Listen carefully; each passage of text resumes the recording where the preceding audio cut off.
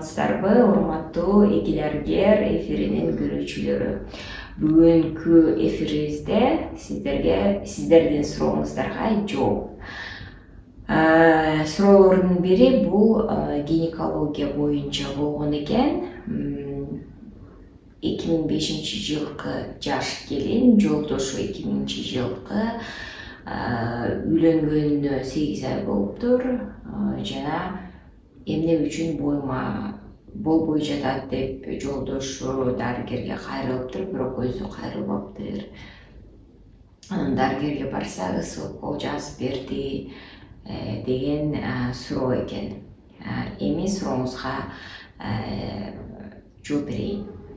Эрежеси боюнча эгер 1 жыл ичинде боюңузга тутпаса, бул норма деп эсептелинет. Себеби дегенде эки жаштын организми бири-бирине көнүшүп, гормоналдык өзгөрүүлөр болот көптөгөн. Ошондуктан ошого денеңиз, кыскача айтканда, баягы жалпак сөз менен айтканда, бири-бириңиздерге көнүп, гормоналдык жактан дагы денелериңиз дагы көнүш керек. Организм толугу менен бири-бирине көнүш керек. Ошондуктан аял кишинин организми даяр болгондо, ошондо боюна тутат. Бул негизги баягы норманы айтып атам.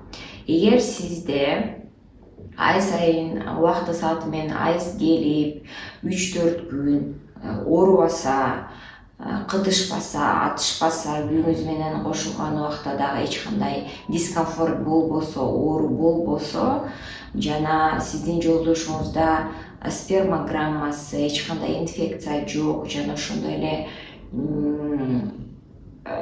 варикоцелия бул бир проблема. Бул көп деле чоң деле проблема эмес. Варикоцелия болбосо, сизде дагы эч кандай инфекция жок болсо, анда 1 жылдан кийин сиздер дарыгерге кайрыласыздар. Анан ошо дарыгер менен бирликте уролог жана гинеколог толугу менен ушул обследование, УЗИ, мошонки, спермограмма, инфекция, урогенитальный инфекция деп коет.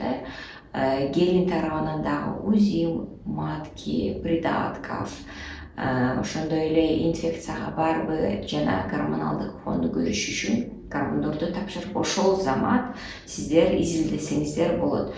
1 жылга чейин өзүңүздөргө убакыт бериңиздер, эч кандай шашылыш деле жок.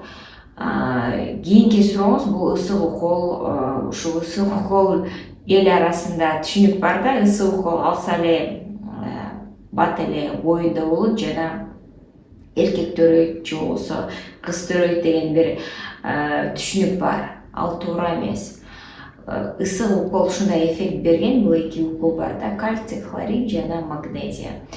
Кальций хлорид биз эмне үчүн колдонобуз? Мисалы үчүн мен колдонуп, баягы пациенттериме берген, бул аллергия болуп кетсе, мындай острый, аллергическое состояние, ошону чтобы снять, да, мен колдоном.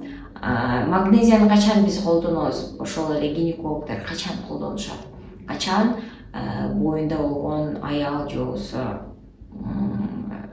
давлениеси бар адамдар аябай көтөрүлүп кетсе, ошол убакта биз экстренно давление түштүн деп анан кийин колдонобуз. Эч кандай тиешеси жок, бойго тутуунун эч кандай тиешеси жок. Бунун жөн эле сиз ошол ысык уколду ашыкча алып алып, көрсөткүчү жок эле өзүңүздүн бөйрөгүңүзгө чоң зыян келтирип алышыңыз мүмкүн. Ошондуктан мындай ойной бербеңиз.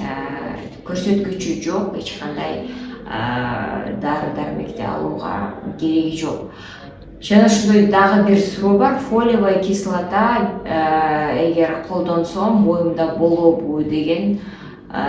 Фолиевая кислота негизинен биз аял кишиге керектүү нерсе жана боюнда тутканда колдоно турган витамин болуп эсептелинет. Бирок көрсөткүч боюнча эгер аял киши, жаш жубайлар балалуу болууга даярданып атышса, 4 ай мурун фолиевая кислота колдонуш керек, ичиш керек. Жана ошондой эле кийин боюңуздарда болгондо колдоносуздар. Бул сөзсүз түрдө бул эреже боюнча. Менимче сиздин сурооңузга жооп бердим. Эгер сиздерде дагы башка сурооңуздар болсо же болбосо специалисттин консультациясы керек болсо, сөзсүз түрдө комментарий катары сиздер жазсаңыздар, биз сурооңуздарга жооп беребиз жана ошол керектүү специалисттен интервью алабыз. Рахмат.